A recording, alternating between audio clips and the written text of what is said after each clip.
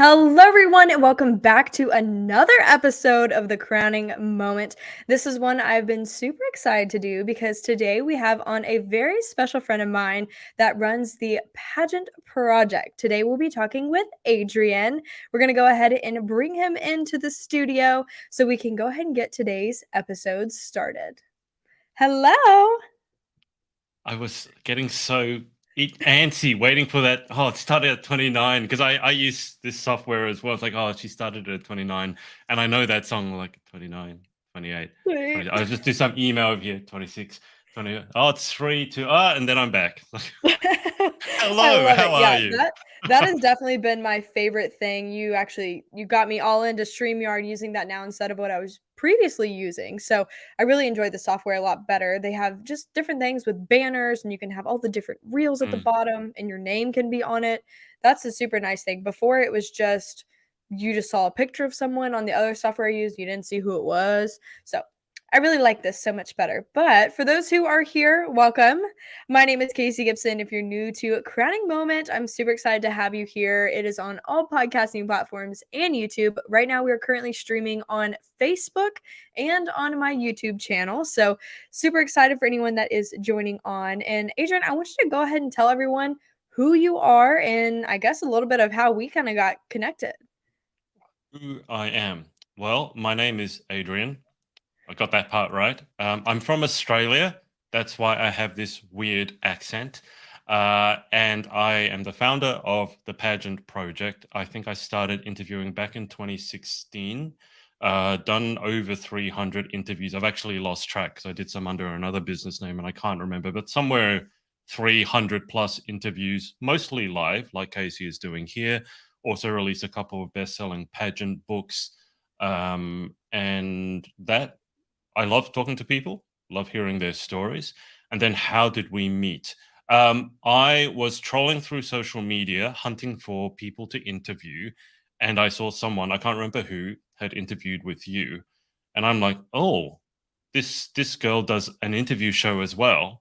And most of the time I look at it and go, oh, it's fine. It's just an Instagram live. Nothing for me to worry about in inverted commas, because I don't really credit Instagram lives as genuine interviews because they disappear and you can never find them afterwards.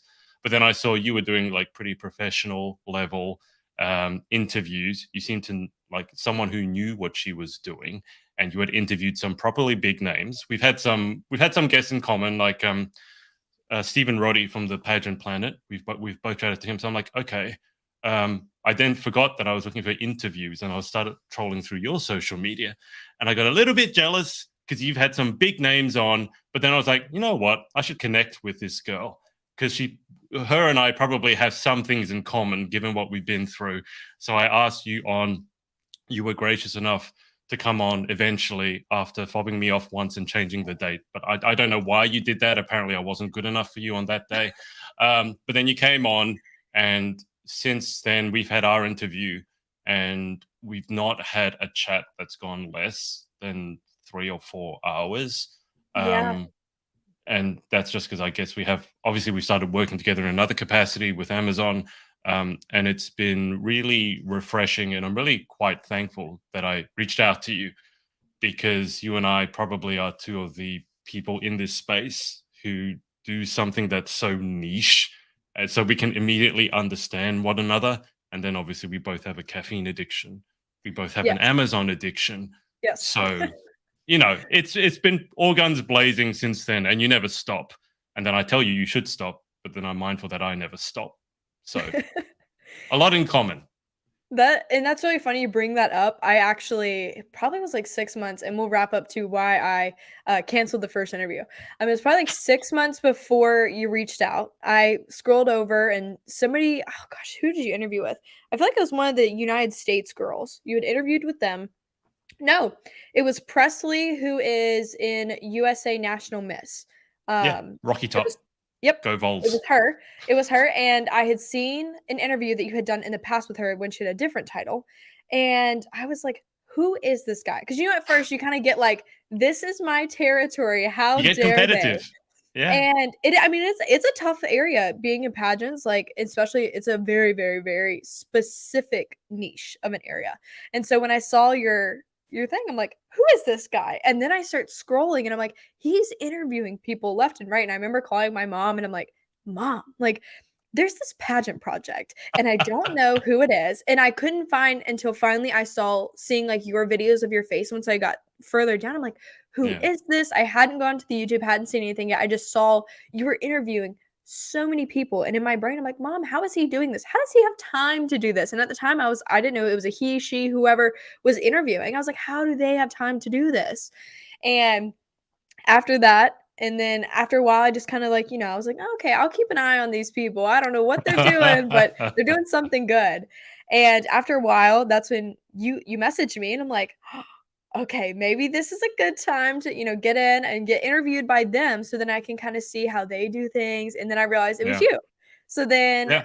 honestly, and from that initial thing, like, you've taught me so much more about things that I didn't even know in the past year and a half of doing Crowning Moment. And so for the reason of me canceling the other one, I work multiple jobs. I call them my side hustles. So I actually ended up having to work that evening. Yeah. And since we're in two different time zones, I had to cancel on it. And I felt so bad. But when I was looking at your stuff, I was like, why are only I can schedule at nighttime? Because normally I do most of my recordings during the day or during my lunch breaks, whatever I can during my real job. And Yeah. so that's when I realized, I was like, something's not right here. So then I looked up what time is it at this time zone in my time zone. I'm like, oh my goodness, he's in Australia. That's Yeah. when 2 plus 2 started equaling 4, and I finally put everything together.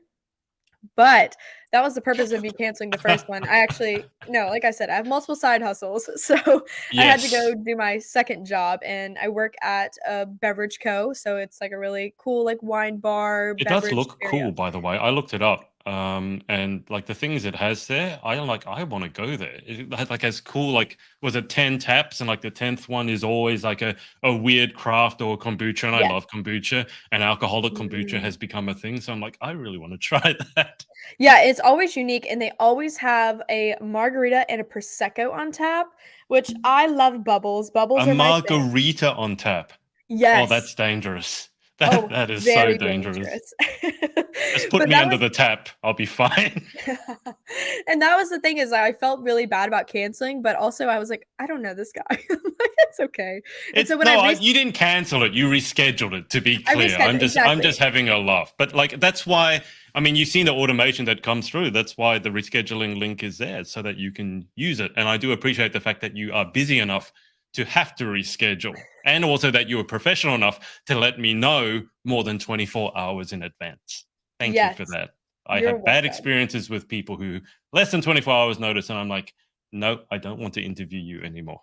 No. Honestly, I mean, I feel like for this episode, I kind of just want to give them the tea because both of us see the behind the scenes side of doing pageants and stuff. And sometimes people don't realize how they may act, or, oh, I lost a ring light, how they may act, or that made me go, I'm white again. Amazon. I I'm know you white can get a really good one. again. Let me turn my other ring light up. We've been messing with my lighting this whole time. So if you're not watching on video form of this, definitely check this out on YouTube so you can see and watch my light go out just now. That's hilarious. I was recording before this, so I ran out of juice. But Amazon, I have to get me a new ring light. Absolutely. But going on the side of it, people don't get to see, if they reschedule, if they do a no show. I know for myself, I've had a few no shows in my time period of Mhm. doing Crowning Moment, and it's painful because some of these people like Yeah. I look up to, and I'm like super excited to interview them, and then they don't show up, and it's so painful. Like it really hurts because I'm like, these are people that I've been watching compete for years and years and years. And sometimes I'm that little girl that's looking up to them, like they have other people staring at them like while they're actually competing. And so Mm. I want to kind of ask you, have you ever like gone into a situation where somebody just get a complete no-show on you? Yes. Yes.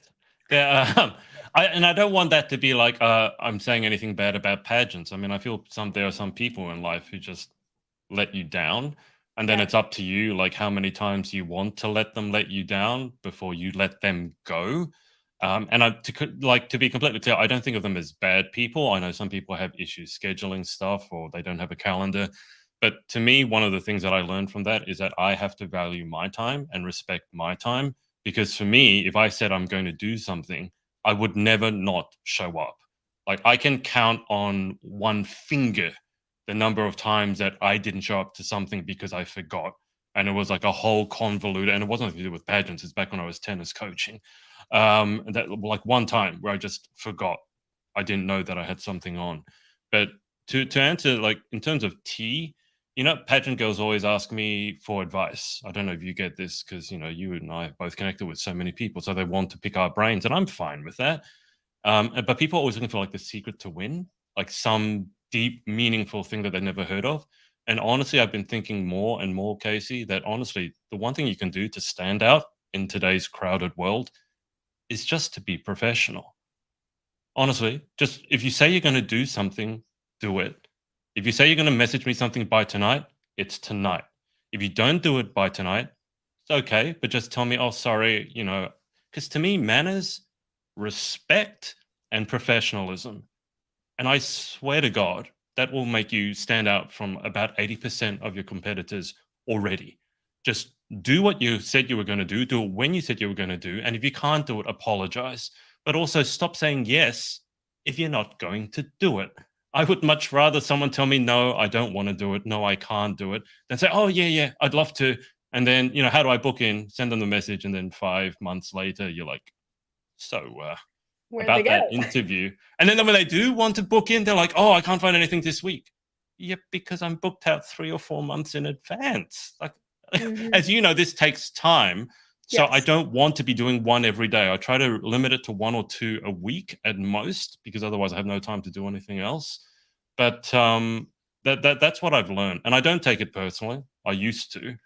Now, now I just people. We're all humans, so we're Yes. all flawed. And even if you look up to someone, doesn't mean they're perfect. But you learn your lessons, and I don't think I really. I used to get nervous interviewing big names. Now I really don't, because it's like you're a person, I'm a person. Let's have a chat. And if you don't respect me because you think you're better than me, well, that's a conversation for you to have with someone else. But it is a very interesting industry. It is one that teaches you a lot about yourself. And I think the only thing that has kept me going is meeting people such as yourself, who live on the other side of the world. And I was just thinking about this before I jumped on. I was like, there's no way that I would have met you if it wasn't through pageantry, first off, but secondly, if I wasn't doing what I'm doing. So, doing what you do, doing what I do, we're doing something that we love and we're putting out in public. And that's a chance for other people to connect with us, which is what keeps me going. Because I can have like a one conversation with someone on the other side of the world, and it's a really good conversation, then I can get off the call and go, wow, I really, really enjoyed that. Um, I don't remember what the question was, Casey. This is what No, happens you're to me when someone interviews me. I start going on a rant, and I'm like, what was the question again? But no, that's what I would say. Be no, professional. Just do what you say you're going to do, and you won't believe how far that will take you. And I promise you, directors want that as well. You sign a yes. contract. Guess what? You actually have to follow the contract. So do what you say you're going to do. Do it when you say you're going to do it. And if you can't do something, that's okay.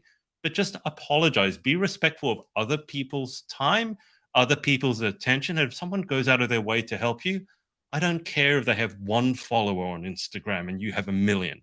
Be respectful of them. They're a person as well. And you never know, things can come back to bite you very oddly sometimes. When you treat someone badly, what goes around comes around. So, Oh, it truly does, and one of those things I know I can speak from experience, and it wasn't with a person, it was with a brand. mhm, You have TikTok works really fast, and within 12 minutes, I had basically burned an entire bridge that I never knew would be a huge, huge opportunity and possibility for me with a pageant, resale company. We'll go with that. I won't say right, names, but we can pick up what the only pageant resale dress store company app sure. there is nowadays. Um, I had tried to sell an item on there, and I mean, I just was like, wow, like these prices were crazy at the time. They were very new, very fresh. And I tell you, within 12 minutes, I swear their entire marketing team had seen the video. I had a 5-page email, book email from the CEO of the company telling me why she started the company and explaining each detail I talked about in my TikTok. And afterwards, it was like 12 minutes, and I'm like, ugh, I just want to take it down. I said what I needed to say. And now I realize to say what I need to say in the mirror or to myself, I'm not going to go and put it on social media. I learned my lesson within 12 minutes. And so I understand. But the thing is, it's not that we're upset with these situations we run into. I mean, they do bite. Sometimes you're like, dang, I really want to interview this person. Mm, Or, someone cancels on you and you're like, well, darn. But then in my mind, I think to myself, I'm like, you know what? That may be a blessing in disguise because maybe yeah. I needed more time to edit a podcast, or maybe I needed more time to post or look for things to put on my social media. Um, but another point that you had kind of talked about in the middle of all that was kind of just being professional in all of it. One of the things, I actually had a mom, I had an Easter giveaway on my podcast that Yeah. happened last week, and it was super cute little eggs. I tied in my Amazon, was able to, do a little live with it and show people what I was making for it. But I had a mom that one of the girls had won, and so I reached out and was like, "Hey, can I have your address?" And and the girl wouldn't respond to me, and I was like, "I just want to send you this adorable little egg. Yeah. Like, I'm not a creeper." A Like, stalker. I'm literally not. I'm not going to Um, dox you. yeah, exactly. And so I felt bad because after I thought about it, I was like, maybe straight up asking someone for their Mm, address through social media is a little weird. And so I got to figure out a different way to do that. But we're talking about, giving advice to people. The mom was like, or the girl was like, "Hey, can my mom call you?" And I'm like, "Absolutely. Here's my phone number. Give me a call. Give her my Pageant mhm. number." Because I got two phones. We're not giving out That's personal smart. numbers here. Yeah. And so I gave her my Pageant number and we chatted, and I ended up talking to this mom for almost an hour and a half because we chatted about she's new to the system they're competing in, and they want to know about social media and all these different skills. And in my brain, I didn't realize the amount of knowledge, especially I know you have, but I have out of being on social media, learning how to brand myself, learning how to brand my own Mm, basically little mini empire of crowning moment. yeah. This mom was just blown away, and I'm like, "Yeah, this is an Instagram reel, this is a TikTok, this is a highlight." Like, it blows people's mind, the things that I can easily do or you can easily do, Mm, edit a video, post it. And she asked me, she was like, "Are people, like, paying social media strategist people to do this for them? Are they paying someone to do this?" And in my brain, I'm like, I'm not sure because I just well, they know that are. They we've learned how to do definitely this. are. I don't know Yeah. how some people do it. They post so much, and in my brain, I'm like, sometimes I get tired. I'm like, I just have to set the phone down. I cannot do another Instagram post today.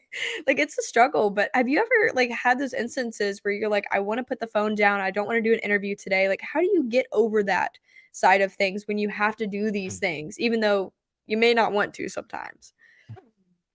Have I ever been interviewing someone and realized halfway through it was a giant mistake? Oh, well, I'll get into that later. When they tell you that you should do something that you love, and so I go back and forth on that piece of advice because, like, on one hand, if you do something you love but no one wants to buy, we're talking about like a career, right? Like, just because you love it doesn't mean anyone's going to buy it. So, just necessarily doing something that you love is not necessarily good advice by itself. But on the other hand, it is really true. You ask me what gets me through. It's just because I love doing it. I don't. I've obviously woken up some mornings and just gone, "Oh my god, I'm not feeling it." Hit the snooze button 5 billion times, 5 liters of coffee, and just not really feeling it. But at the end of the day, I do it because I love it, and you never know when you speak to someone how far that connection can take you. Like, I mean, even us connecting, it's gone beyond pageantry, obviously, to the other stuff that we're working on. And if I hadn't, like, I really do think about it. If I hadn't reached out, what would I have missed out on? And I trace that all the way back, like, to the beginning of my pageant journey. It's like when I decided, you know what, I'm going to interview pageant girls and see where it takes me. It literally was that. And so many people go, "Oh, but what, perfectionism creeps in. Like, oh, what if I can't do this? What if I can't do that?" And I think that's the wrong way of thinking about it because then you'll never get started. I didn't know how to do any of this when I got started, but I was like, you know what, I'll figure it out because this is interesting to me. So to answer your question, I enjoy it. I love it. Like, I love having conversations. You obviously know that. I love having deep and meaningful conversations just on the drop of a hat. And if someone asks me a question, obviously I can't shut up as you're seeing right now. But it's because I love what I do. And so for me, even when it's hard, it's not. And I say this as someone who I really respect uber disciplined people. Like you talk about someone like your Jocko Willink or your David Goggins, and they're just absolute machines. I respect that hugely, and I wish I could be more like that. I'm not. But when it comes to doing this, I am, because I love it so much. But also, I take a certain amount of pride and respect in being professional, as I said, which is why I think I really dislike it when someone doesn't show that back to me. Because it's like, if I had to cancel something, I would give you notice. And if I couldn't give you notice, I'd make sure you understood why. That's important to me. So I think it's about loving what you do, especially when it's a side hustle. That, newsflash, I'm not getting paid $1 million to do an interview, just so you know. I'm doing it because I love doing it. I'm doing it off my own back. I could be doing something else, but I love getting to meet people and I love hearing their stories, because I don't care what crown you have on your head. There's something that makes you tick, and there's something about that that I want to know. Like, I want to learn something from everyone I meet, not just in interviews, but like when I jump on an interview like with you and we talk about all sorts of things, then afterwards, we talk about things like politics and all that sort of stuff. I love getting to know what makes someone tick. It's just like an insatiable hunger for me. So obviously, being an interviewer, that's probably a good life choice. I told you I made like the dream job would be a talk show host. But if you love what you do, they say you don't work a day in your life. And I guess at the end of the day, it's true. Like, it's never felt like, oh, I have to do this. It's like, no, I chose this. Like, I chose this. And yes, it's going to be highs and lows, but I will bring myself to an interview if I'm doing it more so than I'd probably do for anything else, just because I love it so much. So that's the answer to that. Yeah, and I mean, you kinda answered it a little bit, but I wanna know, like, why pageant girls? Like, what really brought you into wanting to interview this community? Because it's small, Mm. but big at the same time. Once you kinda start digging into it, there's a pageant girl on every corner, I swear. Make them sound like beggars here on every street corner, holding a cardboard. We'll wear a crown for food. I shouldn't joke about that. Well, to cut a long story short, because it is a very long story, I was coaching tennis at an all-girls school, and that, as a guy, was pretty confronting for me, because when I say as a guy, I'm a fairly empathetic guy as well. So when I see, a lot of girls complain, oh, their man or whatever just can't notice when something's wrong, and I'm like, I've never been that person. Like, I can spot when something's a little bit off. I can see it. And so I was working with, it was a private all girls school. Maybe not the best environment for a young girl to grow up in. It has advantages and disadvantages, but I saw that there were big issues that the girls were facing, and this was sort of just as social media was beginning to take off. But I remember coaching a girl, and I saw parallel lines on her forearm, and I was like, I didn't say anything, but I was like, I wonder what's that. And then my boss at the time pulled me aside and said, "Oh, her mum told us that she had been cutting herself." And I'd never heard of that at that stage. And I looked into what it was and then why people do it. I don't judge anyone, because, like, you got a reason for doing it. I may not understand it, but you got a reason. No one's crazy. You got a reason for doing whatever you're doing. But see, when you look at that, in my position, I go, okay, why is that happening? Like, for example, the vice captain of the school at the time, at one of the years that I was there, had a very severe eating disorder. She was smart, obviously athletic, being vice captain of the tennis team, and it's like, why would someone who achieves so much and does so well have such an issue? And there was bullying. I don't need to tell you this, like all the issues that you can imagine. So I decided, oh, well, what can I do to help? Because what's the good of seeing a problem and then just say, "Oh, that's terrible," and then you move on? Well, I wanted to Yeah. do something. So I thought what I would do is I would interview people, because I'd always been fascinated by picking people's brains, because one of my mentors, he would interview people just to pick their brains. He'd say, "I'll pay someone $100 to take them out to dinner because I want the information that's in their head, because it could be worth $1 million. So I'll happily pick up the tab for dinner." So I started doing that. I started interviewing people. This was back before lives were a thing, so it had to be in person. 3 cameras set up, two microphones, the whole 9 yards. And I didn't start interviewing pageant girls initially, but what I started doing was interviewing women who I thought were good role models, and I didn't want them to be celebrities, because I thought that could give you a very skewed perspective. So just ordinary, everyday people who you'd never heard of, but they were doing amazing things. And then fate goes, okay, well, the second person I interviewed happened to be a pageant girl. I was like, oh, I didn't know what pageants were. Interviewed her, and she was smart, she was driven, she was all that stuff. So then your brain starts questioning, oh, maybe this preconception about models, because she was also a model, models or pageant girls, is incorrect. So if I have an incorrect perception, I want to change it. I don't like just assuming things about industries or people. So I went to her fundraiser.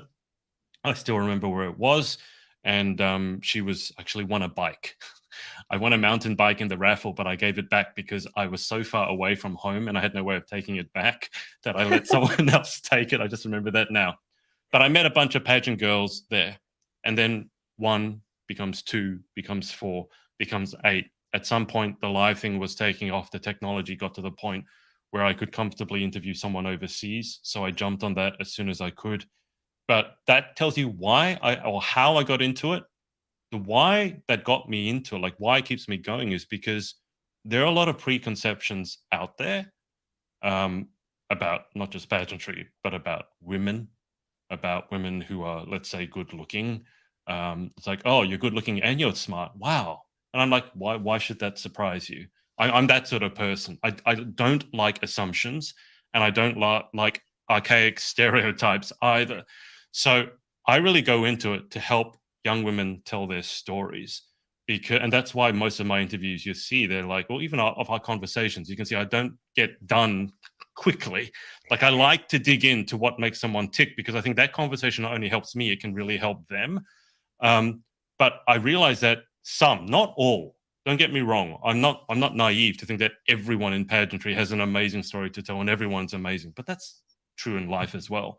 But you meet some people and you hear behind the stories, like I'm sure you have, like what they've gone through, and yet they keep going and they don't even talk about it. They don't do it for acknowledgement, they don't do it for kudos, they don't do it for clout, they just do it.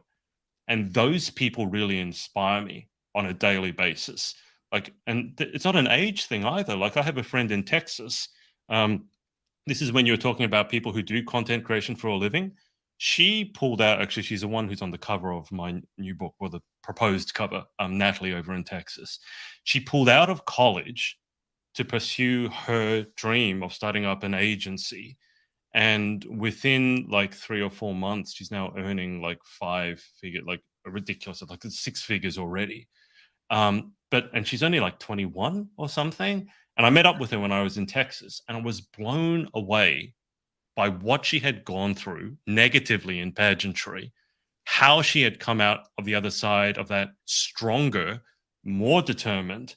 She realized that pageantry wasn't for her. She's not doing it anymore. She had a negative interaction with a very famous coach who treated her really rubbish, but she didn't let that break her. And she just goes, you know what? That's about them. It's not about me. Moved on. That's incredibly inspiring to me at any age. But see, I only think I can really meet people like that through pageantry. This is what keeps me in, because pageantry, for some reason, is like it's dangling like a light in front of a moth to people like you. There's people who want to achieve, but also want to achieve something that's about more than just themselves. And you have all these multidisciplinary talents. A lot of you are very entrepreneurial, case A in point. And it attracts you, but you're all from different walks of life. You're obviously from different corners of the globe, but you all come together. And I was like, have you ever thought about why? Like, what at its core, what brings you all together? Is it the fancy dresses? No. Is it the crown? No, because 90% of you never will wear a crown. So why do you keep coming back? Oh, and that's what I've been on the search for. And I think at the heart of it, when you meet some of these people that everyone looks up to, there's a real reason for it. But the issue is, in social media, you can't get to it. You can hardly explain someone's heart and soul in a 2,200 character Instagram caption, can you? So that's what keeps me going. I like to dig until I find out what makes that person tick. And especially if they're inspiring. Like, I need to know what they know. And honestly, like, I'm not super enthused about where the world is headed at the moment. And it just gives me life. It gives me breath to connect with people such as Natalie or such as yourself, young people who are killing it, young women who are killing it, which is an extra burden. But then you also have been through tough times. but you don't let that define you.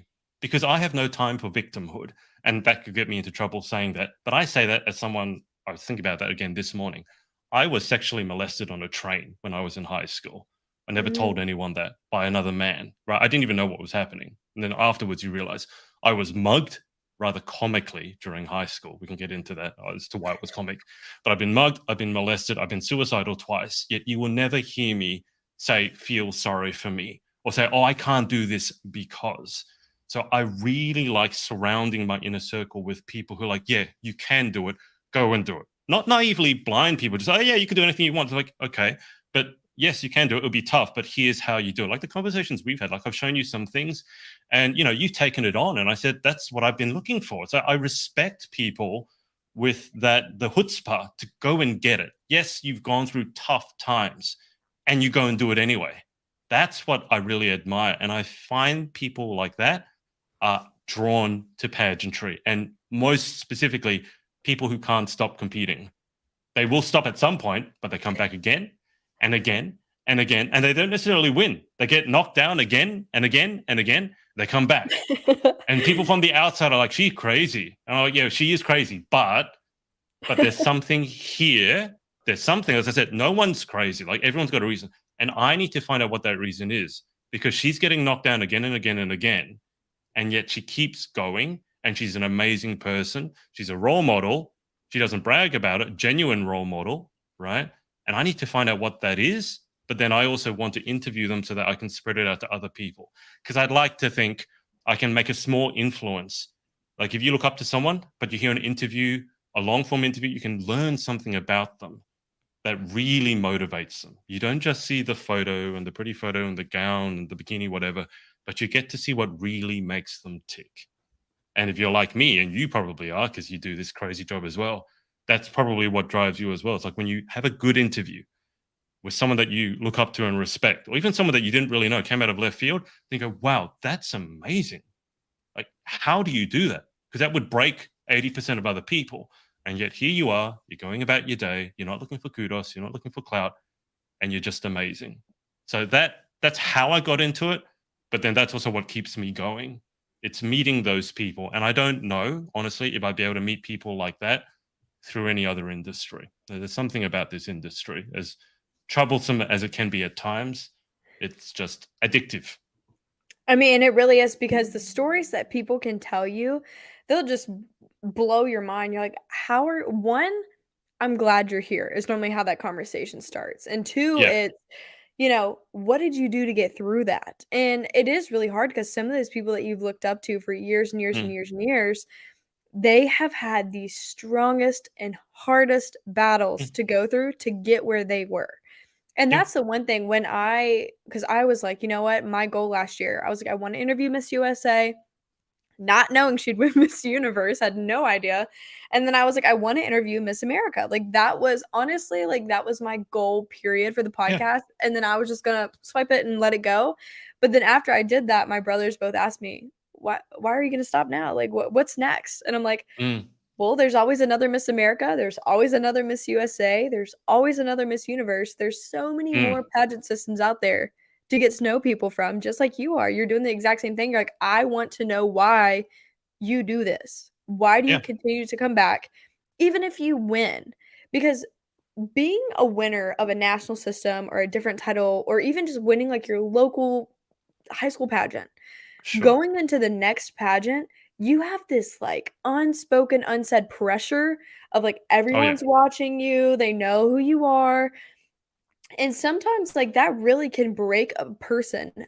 mentally going into this next competition. So it's even the winners. Like, why do you go back? I'm not asking you why you go back because you already won. No, I'm asking you, like, why do you go back? Like, this is gonna be a hot seat. You're sitting in a hot seat. I know Oh, one of the yeah. girls, that has done USA National Miss. She went and won, International United Miss, and now she's doing America's Ideal Miss. She's like, this is someone who's won 2 different national titles, and she's getting ready to go do Ideal Miss. And in my Mm. brain, because I'll have her on the podcast, it's Allie Ingram, and I'm excited to ask her, like, how does that feel? Why do you continue to go back? Because she's great. She is a Mm. good pageant girl, but how did, like, you're in a hot seat every time she walks into a room, every time she goes to another pageant. They're always got It's her eyes on pressure, her. right? Yeah, There's it's a thing like yeah. I have a very good friend who stayed with me from the UK. She was Miss Universe Great Britain, and she's now announced that she's competing in Supranational. Which, no offense to Supranational, but it's not Universe. Like nothing is. Like Universe is a name brand, right? So you think, okay, why would someone who's already been Miss Universe GB Great Britain cracked top 16 at Miss Universe? What could you like if you go to Supranational, you don't win? Everyone's going to say, it was a fluke her winning Miss Universe GB, or she's not really everything that she started out to be. But here's the thing, that pressure, some people react really well to pressure and some people don't. It's like what they say, like being forged, you only forge diamonds through pressure. And fire makes some people, or breaks some other people, and it consumes other people. And it's really, really true. When I was going through a first aid course, this is a tangent, but obviously it's crisis training as part of it. Like a big box has fallen on someone, or someone's had a leg crushed or something like that. And in crisis, and I've been in some crises, like my sister collapsed at a restaurant when we were down in Melbourne, just went down. She was having a hypoglycemia, the low, she was diabetic, low blood sugar, and she had her insulin too early, and then she just fell on the floor. And you see everyone, because it was a crowded restaurant, right? When someone hits the floor like that, that's when you find out who everyone truly is. So you see some people freeze. Some people try to make it all about them. Those are the worst types. I'll give you like both my parents are doctors. My brother now is also a doctor, right? And this waiter decided to, I'm a first aid person, stand back.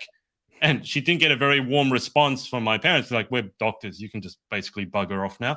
But I'm not a doctor, but I always want to be helpful in a crisis and keep a clear head, and I'm good at that. So one of the things I tell you, for example, is you've got to get someone to call the ambulance. You do not say, someone call an ambulance, because then no one does it. You say, have you got a phone? Can you call the ambulance, please? You tell one person. But pressure to me this might sound weird, but it's exciting. Like, I think without the pressure and without the competition, what drive do you have in your life? And this is when people say, I want to feel safe. Safe is a cemetery. Like, the only people who don't have problems are 6 feet below. So if you don't have any problems, you better get down on your knees and pray for some, because otherwise something's going terribly wrong. But, problems are a part of life, Casey. And so, sometimes, and the thing is, I think the game is to proactively create problems for yourself that are better quality problems. You're always going to have problems, but are your problems the same, better, or worse quality than 10, 20 years ago, right? You're too young to probably remember 20 years ago. But, it's like in a business. The first problem is, how am I going to make payroll, right? But then maybe 10 years later, the problem is, we have 10 amazing interviewees for the CEO position that's $1 million position, and I can't decide which one. That's a problem, but it's a much better quality problem than I can't make payroll. So when I see people, and again, this is why you got to really find out what's going on. It's really dangerous to make assumptions. And pageantry is really bad for that. Like, from the outside, people just make assumptions about you guys. But when I see someone going in to compete again, particularly if I know that person, I'm like, I can understand it. Like, she's competitive.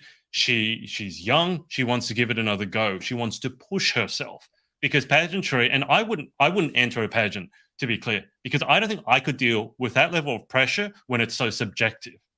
Can we just talk about that for a second? Because I'll play tennis till the cows come home. No problems with that. But balls in, balls out, call the score.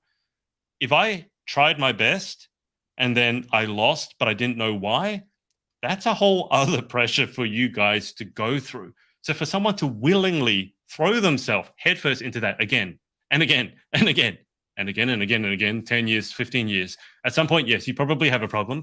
But that pressure, and people who are attracted to the competitiveness, especially girls, because I say this as someone who's advocated for women's empowerment my whole life, got a best-selling book on women's mental health. So many times girls get told you shouldn't be competitive. It's not a ladylike quality. Don't compete. Just be nice. Like, ugh. And then I meet a few girls who are like, what, screw that. I want to win this thing. And I'm like, yeah, you go. Like, do that.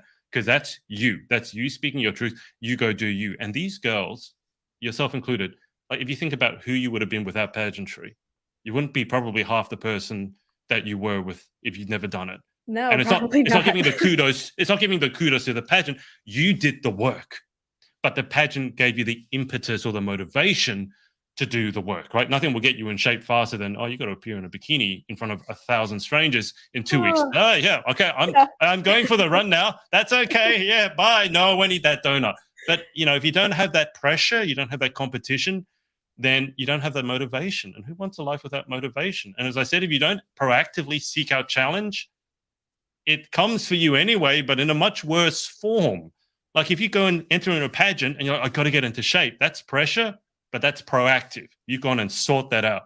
Whereas if you don't do that, 10 years later, when you're 50 pounds, 100 pounds overweight and you have a coronary event, like I think a third of them are fatal the first time, the challenge will come for you, but in a much worse way.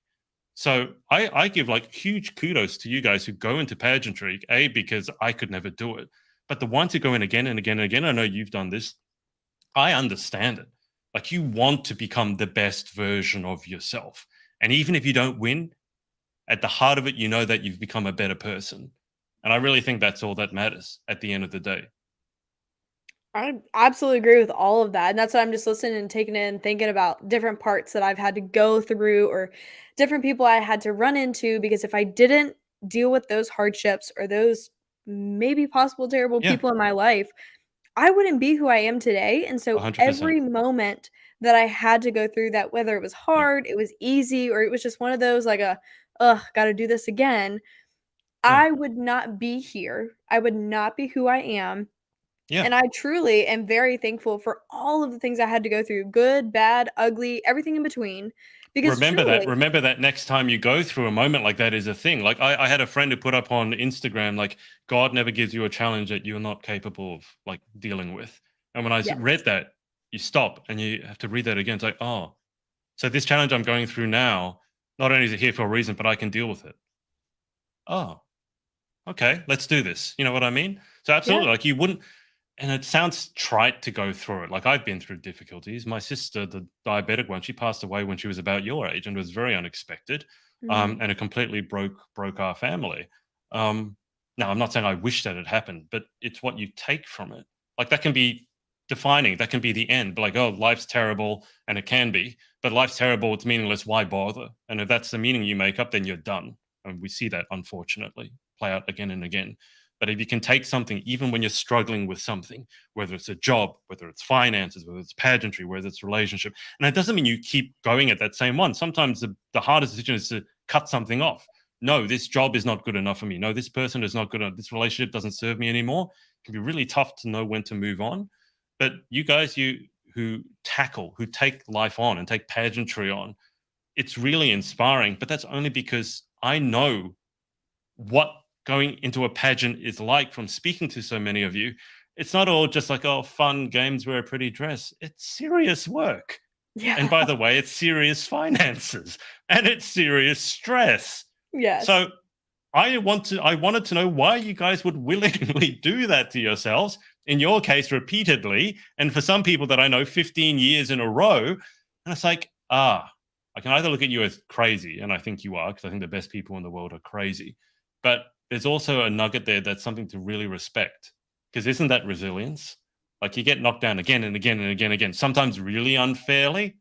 But if you can learn something from that and become a better person, then that's the whole game of life. I don't think the game of life is to win. I think the game of life is each day try and get better, try and get better, try and get better. And I by no means have mastered that lesson, but I like to think of that as just each day can I be 1% better, 2% better, and then hopefully at the end of it, you know, I think Gary Vaynerchuk, the entrepreneur, he says, "What's my end goal? I want lots of people to be at my funeral." That's probably not a bad goal to have at the end of the day. It really I think that's a great goal to have because that means you've either touched that many people through your Mm, words, through what you've done, through whether it's your community, whether it's your social media, whatever you're doing it on, you're really reaching out there. You have a really wide wingspan, as I like to say it. You've mm, networked with so many people out there that they all had a little piece of you with them, so they're gonna come yeah, to it. I definitely think that's a good way to look at that, along with I think you learn the most from failing or having the hard times rather than you do the oh good yeah. ones. You're like, "Okay, I did that. Move on to the next." But There's a life coach who's one of his favorite sayings. He says, when people succeed, they tend to party. When people fail, they tend to ponder. And that's really true. So you're Mm. exactly right. You don't learn much from success.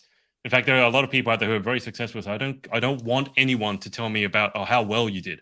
All I want is a criticism. Like, I'm not saying you need to be that extreme, but there's Gordon Ramsay actually, and he goes, with his Scottish accent, he goes, "Oh, in my kitchen, I don't give a f." Because he's Gordon Ramsay. I don't give a f about the kudos and people blowing smoke up your again, another swear word, because all I care about is a criticism. That's what I want to hear. Give it to me every day. Like, I want to know what I could do better, what the team could have done better. And the guy is uber successful. So you're absolutely right. We learn if we're willing to learn from Mhm. our failures, in inverted commas. But you also have a choice in that moment to blame, which a lot of people do. And in that case, I don't blame people, not because I'm some good person, but if I blame someone, I've taken away my power to do anything about it. If you lost because it's the director's fault, it's the judge's fault, or it's that girl who had more money, it's her fault. Well, that means now I can't do anything about it. So why on earth even if it's true, why would I do it? It doesn't put me in a better position. So I lean pretty hard into the responsibility side. So, like, but what you were saying, like, when you lose, again in inverted commas, yes, that's when you learn. And when you win, whatever the winning is, succeed, take your friends out, the ones who supported you. That's why I say always remember where you've come from. Take them out, party with them, reward them. But you know what? That means you're now one day closer to losing again, because you will have another crisis. You will have another difficult time. Achievers like to say, "Oh, I'm so frustrated." It's like that's code word for you're stressed because you're going through something. But don't blame. Don't play the victim. Accept responsibility. Tough stuff will happen to you, as it's happened to me, as it's happened to yourself. Because I think that's really what life is about. That got really deep and meaningful. That really did, but on top of that blaming side of it, that's a lot of I know in myself, like, I like to blame if someone, does something, like, actually to worth blame, but when it comes to the pageantry side of things, I Mm, realized over the years for myself especially, I start to accept, like, "Yeah, I did that wrong," or, "No, I yeah. didn't practice my walk Yep. enough. I could have done Yep. more." Like, I know I could have. Even when I win national titles, I still watch my tapes back, watch my videos back, Mhm. and then I kinda think to myself like, I could have done that better, so for next time." So I'm still trying even though I've won, even though I've already done it, I've, checked off the box everything I wanted to do to complete it, I still look at it and say, "Okay, if I didn't win at this, what could I have done better?" Which I know Yeah. sometimes is a crazy thing, but like I said, I'm a crazy person, I'm cool with it, but with the blame side of it, so many mamas in pageantry, and I am not afraid to say it because my mom, she's done it a time or 2, but after we finally, like, nip that in the bud, we're like, Mhm. "You know what? It's kind of like accept what I did and we move on from it." Like, "Nope, Yeah. I need to do this better next time," and, like, that's what it took time. I've been doing this for 18 years. So, like, it Yeah. took time to learn that, but some mamas out there are so quick to blame because they think their child is God sometimes, and it's Mm. hard to tell a mom, "No, your child, Look, I didn't smile or your child didn't do this in interview." Like, they don't wanna hear that they are ever the problem, or it may not even be them. It's their child is the problem, and it's really hard because you want people to grow. You want people to achieve great things in life, but if, like you said, they're so quick to blame, they now mm. cannot do anything with that. They cannot learn from that because they're like, "Oh, it's the director's fault. Oh, it's my pageant coach, they didn't work with me long enough." It's my makeup artist's fault, it's a hair person's fault, it's a director's fault, it's a system's fault. Oh, no, you're all just biased against blondes, brunettes, redheads, whites, blacks, whatever it is. But I mean, I can understand it, like, intellectually. I'm not a parent, so I'm not gonna say I can understand it, but obviously, as a parent, you want what's best for your child. Oh, Got yes. that. Now riddle me this. What's best for your child? To keep them completely safe in a world where they think they're completely perfect and God's gift, or to intentionally and in a controlled manner expose them to hardships so they build up resilience? Now, in a really real way, you put young kids in a bubble, their immunity bubble where they never play with dirt, never nothing, don't touch dirt, always sanitize this, sanitize that. What happens when they come out the bubble? No immune system, right? But you take kids who play in the dirt, eat worms. Like my brother ate a snail once. I had to slap him on the back. But you do that. That's how you build up your immune system. But the other thing I would say with that is don't ask for feedback if you don't want it.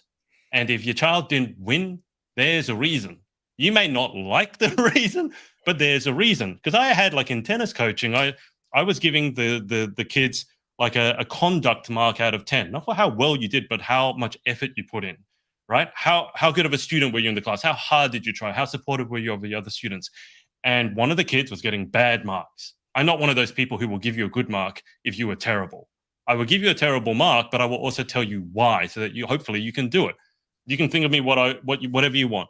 One of the parents comes up to me and goes, "Oh, why is my child getting a bad mark?" And I said, "Well, because he's doing badly." She didn't like that. She was sure that it was my fault somehow, or that he'd been unfairly treated. I'm like, what's the point of asking for feedback if you don't want it? Like, I mean, you go to in front of a judging panel. If you don't want the feedback, why would you? If you want to go to a coach and you don't want them to tell you what you're doing wrong, why on earth would you pay for the coaching advice?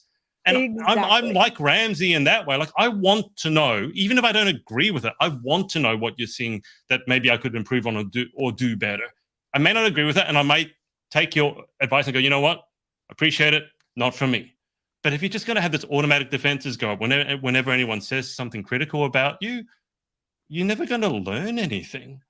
So that whole blame game, the victim game, that's why I'm so sort of sensitized to it. Because as soon as I do it, if I say, "Oh, this interview didn't go well because you were a rubbish interview," it's like, well, then I have no power to change it next time.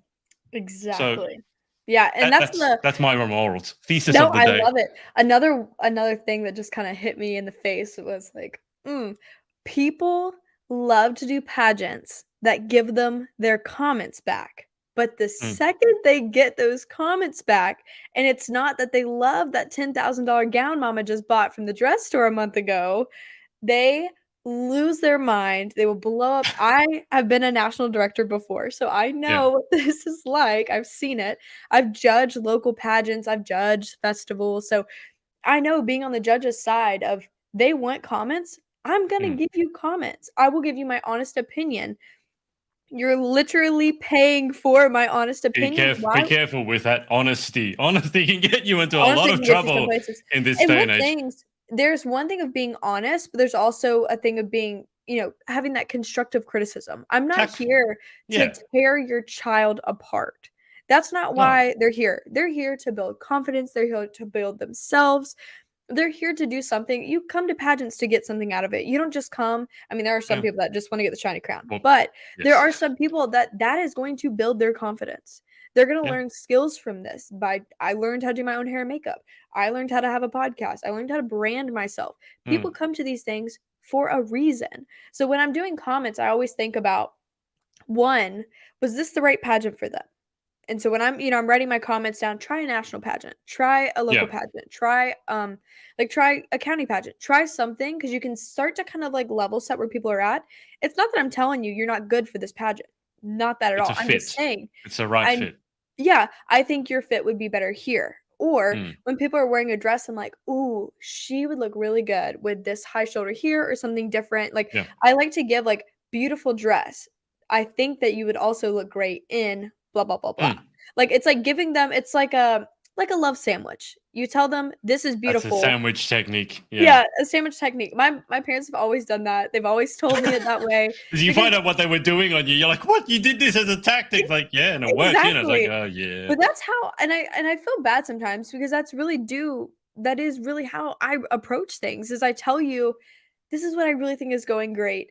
However, I really think this could be improvement, but we have plenty of time to do it. Don't worry. I've become a little bit more direct now, only Yeah. because very often when I'm trying to do like a sandwich technique, I lose track of my train of thought because my brain races a million miles an hour and it moves faster than my mouth ever could. So if I don't keep up with my brain, I lose my train of thought. So my default answer now is when someone asks me for feedback, I'll say, "Do you really want to know, or are you just asking?"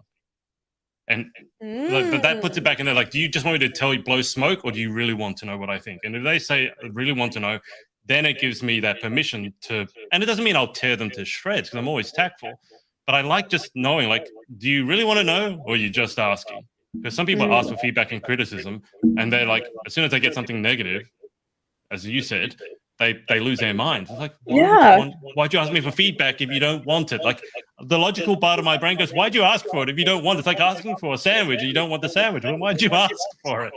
But that's what I started doing. It's like, do you really want to know, or you're just asking? And the coaching clients that I have, I don't really announce the coaching publicly because I just like going deep with one person and really helping them, which very often means like multiple sessions or just being there on the Instagram DMs and supporting them through the craziness.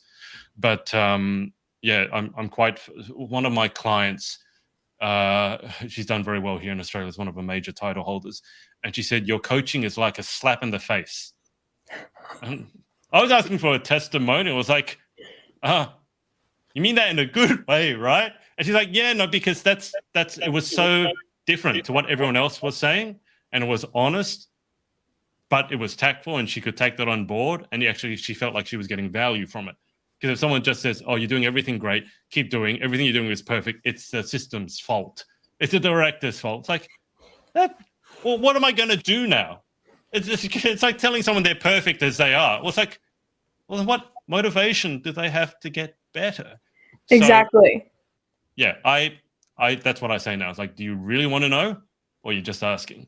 And you can see they're a bit taken back by it. But then if they say, no, I really want to know, it's like, okay. You know what? That, because I do want to talk about your books before we hop off here. That would be another good title to a book is, do you really want to know? Or are you just asking? That'd be a really good one. And it's like the story of a pageant girl. Like, honestly, like what I think a behind the scenes look of what coaching can look like, the good, bad, and the ugly would be a very interesting take because I know myself, I've seen a really great coach. I've seen they gave me some good pointers, but I just was never able to grow with them because we weren't on the same path. We were not in the same alignment of what systems I was working in or what systems they were used to or working with themselves. And then I've seen the bad side of it. I've seen the terrible coaches that really is just there for the money. And that's hard because you want to go into coaching sessions and stuff like that as, okay, I'm going to be a sponge. I'm going to soak all this up. What can I learn from this person? And it's not you can't take everything they say as like scripture. You can't be like, this is the Bible of pageantry. And that's the hard thing is some people forget, and it's okay to work with a bunch of different coaches. Yeah, it's absolutely. Okay. And that's what some people get so upset if you work with, say I'm working with you as a coach and then I'm working with someone else in America as a coach. That's exactly what happened to my friend in Texas. She said, I want to try working with someone else because I feel like, it'd be another perspective and a chance to grow. And the original coach was like, okay, I'm going to blacklist you and tell everyone that you're terrible. Yep. Been there, done that, got the t-shirt. Not a mature way of looking at things, by the way, which is why mutual exclusivity, like you must only learn from me and from no one else. No, thank you. Yes. I've learned everything I need to from you. Part about it. Because in pageantry, I feel like we're all here. We all want to learn something. We all want to grow, or we're doing this for a specific reason, whether it's to promote something you're working on or whether it's to help yourself or talk about a platform or really work through something that you may be going through. Pageantry can help that. But some of these coaches, they really are here just to beat girls down and because they want to rebuild them. And that is a hard structure. That's see, when they say they do that, I'm always like, I question it a bit. I think it really comes down to very simply at the end of the day, what's your motivation? If we're talking about coaches, is your motivation really to help someone else, or is it really about you? Like, for example, if this client of yours succeeded and it wasn't with your coaching, it was someone else's, why aren't you now congratulating them? Like that, you don't need to dig, too far below the surface to say, hang on, I thought this was your client, but she's working with someone else and she succeeded. She won Miss World, Miss Universe. You're not congratulating them now. You're not putting on your story. But when they were with you, everything is great. It's like, interesting. Not working with you. And that's, I tell the girls please research before you enter a system. Because you want to make sure it's a good fit, right? Or for all sorts of other reasons, safety reasons. But you don't need to dig too far below the surface to find out, I probably don't want to have anything to do with this. And by the way, if that cuts out 80% of the opportunities, that's a good thing because now you can really focus on the 20% that are worth your time. Not just doing something because someone gave you the opportunity is waving like a a crown at you like someone waves a bone at a dog. It's like, really think about this, right? You as a human are worth something. Treat yourself like someone you want to help. If Mm. you were your own client, would you tell yourself to enter that system when you know that you've got set misgivings about it? There's misspellings here, there's over glamorized this, and it just seems a bit weird. Would you really tell someone that you care about, yeah, go enter it anyway, it's good, yeah, good, just take the crown and run? No. So that ego motivation, I think, is very dangerous with coaching in general, but then in pageantry, for some, like, I'm just thinking about it now, but it's like if you never got that bug out of your system, the need to compete and the need to be on stage, you make a rubbish coach because you make everything about you. And I've seen directors who do this as well. You talk about coaches. Can we talk about directors who can't get their own ego out of the way? Like, I'm sorry, if you're a director and you're parading yourself around on stage all the time when you could be promoting, I don't know, your contestants, right? Why? Your days are over. You're now a director. Get off the stage. Let the girls take center stage. So ego, but look, again, that's not a pageant thing, right? That's just us humans in general. But if you can be self-aware to go, you know what? I've moved on from being a contestant. Now I'm a coach, or now I'm a director. It should look a bit different. I need to find a deeper motivation. And if you're going to be a coach, you want to help other people grow, you want to contribute to them, you got to get your own ego out of the way. Otherwise, you are a rubbish coach. You might actually have really good skills, but that one thing will really screw it up because at some point, that person's going to, let's say, succeed beyond you, and you won't be happy for them. And I say that with your friends as well. Like, if anyone listening, watching, if you have friends who won't be happy for you when you succeed, now you have a problem because they're not really your friends. They're only your friends as long as you play it safe. As soon as you go beyond what they're comfortable with, they judge you, they question you. They say, "Oh, you think you're such a big deal, right? Oh, you want a crown? You must think you're so amazing now." It's like, that's an interesting thing to say. Yep. Like, this is a lifelong dream of mine, and you're rubbishing it. I was like, "Oh, I'm just joking." No, you're not. You're laughing it off now, but no, you're not. So learning who to keep around you, particularly in the pageant industry, because I'm just going to say there are a lot of egos.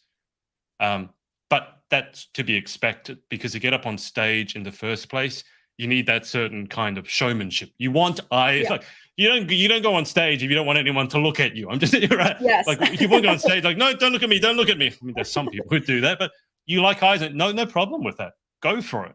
But coaching and directing is a different skill set, and I think that needs a different motivation. And if they don't get it out of their system, and let's say they never quite won the title they wanted, and then they become the coach, and it's just like, yeah, I don't think you should be coaching.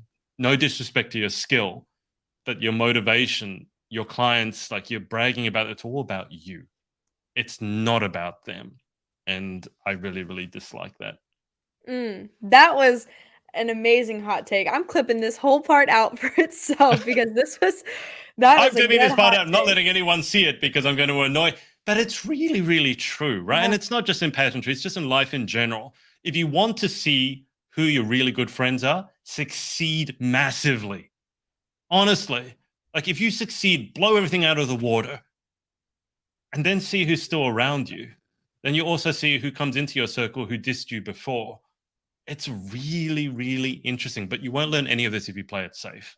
Nope. So that's why you got to go out, go fail, go hard, learn, and, like, the world would be so much a better place if everyone just did the best they could, kept their head down, didn't play the victim and blame game. And if we're not perfect, but if you were at least self-aware to know, you know what, I know I'm not perfect and this is an issue I have, but I'm going to work on it. And be honest. Like, are you letting your ego get in the way? That can destroy everything. And I think that's something that's really, I mean, I told you that I read the Bible last year. That's something that's really come into focus for me, is that whatever you believe about religion, acknowledging that there's a higher power than yourself, something that's more important and fundamental to the universe than you, that is a huge shift between someone who thinks I'm the be all and end all, and all that matters is how I feel. Yeah. And that's honestly, and I didn't think that before, but that's, I think, the biggest takeaway someone can just take from reading the Bible is like, it's not just about you. It's not. Yeah, that is some good stuff. Talking about just you, Adrian. But I want you to tell everyone a little bit about your books that you have available on Amazon that people can look into for pageantry, especially. You have some amazing coffee table books, as well as you have some courses that if anyone is interested in doing their own sort of making a book or getting one Mm. published, I would love for you to share that for those out there that are listening. Yeah. So the courses themselves on how to publish a book, which I've sent to yourself, for example, and then on how to publish a children's book or how to publish that coffee table book that you can see behind me. That's a hardcover, full color on the inside. I know a lot of people want to publish a book, and a lot of people get stopped because they think it's really, really difficult when it's not easy, but it's not nearly as difficult as you think. And those, if you go on Udemy, Udemy, or Skillshare, and you just look up my name, you'll find those courses. Some of them are free, some of them are paid. It's the way of the world. In terms of, so that's a pageant book that I have behind me. That's Confessions of a Pageant Queen 2022 edition, because in 2020 the original Confessions of a Pageant Queen came out, and that has a story of 160 pageant girls from all around the world, put together in 2 weeks. It's 1,600 pages. I don't recommend doing that unless you don't like being happy. But they're right down there. They did well on Amazon as well. They both cracked the top 10. But they're 800 tomes each, 800-page tomes each. But again, to bring it full circle, that was about giving pageant girls a chance to tell their stories. And it's funny when I think about it now, not all of them really embrace that chance. Some of them saw it as a way to just regurgitate the pageant bio and try and be perfect. And they weren't the interesting reads. The most interesting, because I had to read everything I put in the book, Yeah. obviously. I read 160 pageant bios. The ones that stood out were the ones that were real. And I know that's so cliche. People won't hear that, but it's not a victim story, but it's not I have to be pageant perfect. It's that in between where you are authentically yourself and you've gone through the hard times, because that's how you develop character. I always say someone's got a deep character has been through tough times. That's how you develop character. But if you can embrace who you are, be self-aware, and you've learnt your lessons, like you've failed, you've fallen on your face, and you haven't blamed someone. You've gone, what can I learn from this? Yes, falling on your face hurt. Got that. Not expecting you to be happy in the moment. But what did you learn from it? So maybe it doesn't happen again. And maybe can you pass that lesson on to someone else who's willing? So there are Confessions of a Pageant Queen 2020 was in 2 volumes, because I couldn't fit every one into 1 volume, because the maximum book length is 800 pages and I had 1,600 pages. So it became 2. That one there is more a labor of love. That's 10 pageant queens in there who I respect and admire. That's Miss Universe Ireland on the cover, Nadia Sayers. And she's an amazing person, works in mental health, as is everyone else. Like Marissa Butler is in there, a whole bunch of other people. Well, not a whole bunch, there are 10 people. But I love the books, partly because it helps tell stories, but then I have a really strong entrepreneurial bent, as you well know. So try all the side hustles. All the how many side hustles do you have? Yes. That's Yes. my More how than many I side can hustles are tell you you in doing? less than Yes. 5 minutes. Yeah, it's really, yeah, when anyone asks me what do I do, I don't know where to start, because it's a Yeah, lot, no. but it's also continually in flux. So it depends when you ask me. Sometimes it depends on what time of the day you ask me. But again, going for it, because what other choice is there? Go for it, make a mark. If you fail, actually, no one cares. People are so, Yeah, oh, if I fail, everyone will judge me. No one's looking at you, because they're looking at themselves. So no one cares if you exactly. fail. And that's very, people go, oh, that's not a very supportive thing to say. Oh, look, if you have a friend who supports you, or parents, if you have 1 or 2 or 3 people who actually care, you're sorted. I'm not talking about them, but everyone else, they don't actually really look at your stuff. Like, they put up their posts, they don't then go look at your posts, they look at their posts, see how many likes, how many comments. So that should be freeing. No one, what a terrible note to end on. No one cares about you, so do whatever you want. But take that as it's intended, as in it should be freeing. You're not being judged nearly as much by others as you're being judged by yourself. So Yeah. just stop doing that and just move on, try things, fail spectacularly, but fail forwards, or as they say, fail fast, and go create an amazing life, whether it's in pageantry or not. Just go do that, because the world's a better place if we're all trying to be better together. Wow, I sound like some sort of TED talk. That was a great TED Talk, though. That was awesome, man. Thank you for coming to my TED talk. Well, before we wrap up your TED Talk of today, I always ask everyone the same final question. So, are you ready for that? Sure. All right. In what way has pageants positively impacted you? Well, it's brought amazing people into my life that I never would have met otherwise. That is easy enough. Said it all in one. Well, thank you so much for joining us on today's episode with Adrian. This has been so awesome. Definitely check out. We have his @name on the screen at the Pageant Project. He also has a sorority. Adrian, if you want to drop a little bit of information about your sorority as well. Sure. So at the Pageant Project on all socials, the Pageant Sorority is our emailing list. I kind of started that because I like the idea of having pageantry be an ongoing thing. So you join, like, sorority is for life. And I don't mean you're competing for life. I mean that I wanted to bring a network of women together who could support each other for life, because that's what sorority is.